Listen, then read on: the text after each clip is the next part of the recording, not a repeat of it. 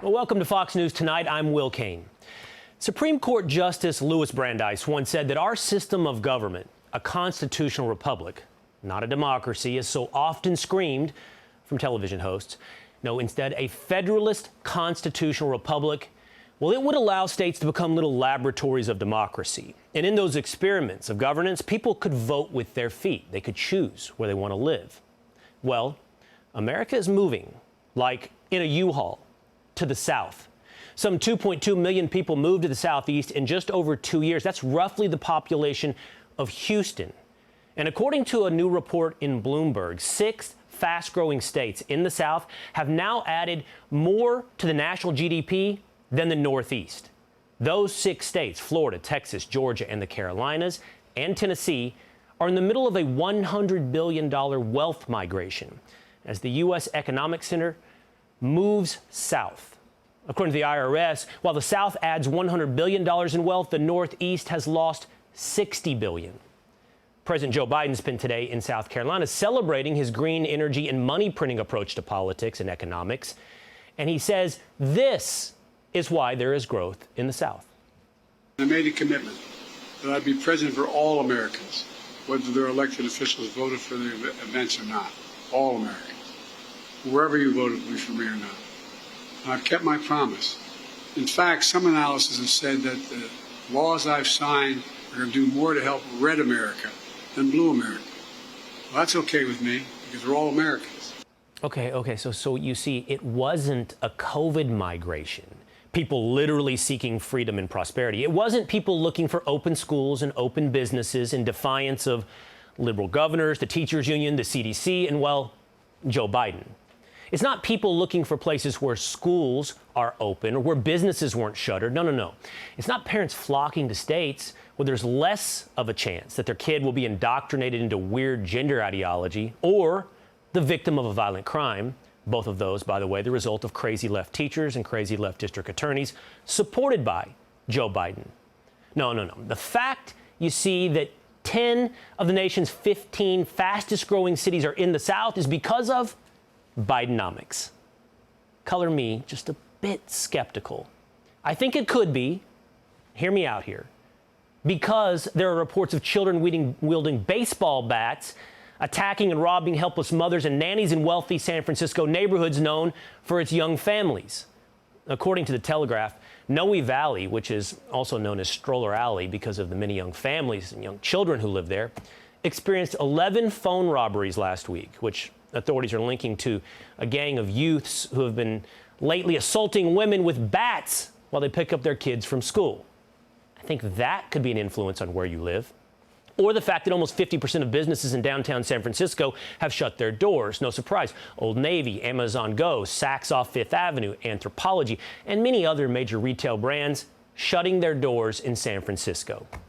Or Los Angeles, where Mayor Karen Bass has declared a citywide state of emergency, where she's committed more than $1.3 billion in city funds to tackle homelessness. Local officials released figures on Thursday showing the number of homeless people in Los Angeles County grew to an estimated 75,000 individuals. That's as of January 2023. And close to 40,000 of those homeless live in the city of Los Angeles. I am frustrated, overwhelmed, and encouraged all at the same time. I mean, my own wish is that we would treat it like it's a hurricane, that there would be a state of emergency that would be acknowledged on a national level that would allow us to bring in FEMA. I mean, that's how I view it. That's funny because a city that actually has hurricanes and knows how to deal with them apparently also knows how to deal with homelessness. Miami, another large American city, warm weather, has an estimated 1,000 homeless people as compared to the 40,000 homeless in Los Angeles. Now, I don't know. It could be Bidenomics, why people are moving south, or it could be, all of that. Jobs, freedom, safety, education, values. America is voting with its feet. And take a look at this map. Look at the numbers, at how much America has moved. California, New York losing over 300,000 people, while Florida gaining over 300,000. Texas gaining over 200,000 people. Look at Georgia. Look at the Carolinas. Look at Tennessee. Those same states that are benefiting with a growth in wealth, benefiting from people seeking policies that make their lives better. Now, the Associated Press wrote about this, and they said this about the separation of America. They said Americans are segregating by their politics at a rapid clip, helping fuel the greatest divide between the states in modern history. One party controls the entire legislature in all but 2 states.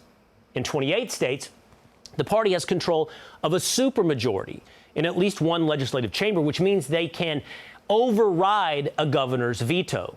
Not that that would be necessary, because in most of those states, the governor is the same party as the legislature.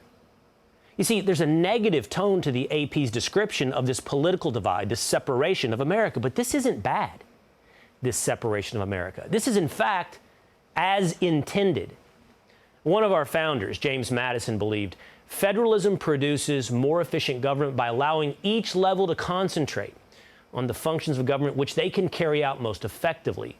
The state should have jurisdiction, he said, over local matters, while the federal government should have control over national matters.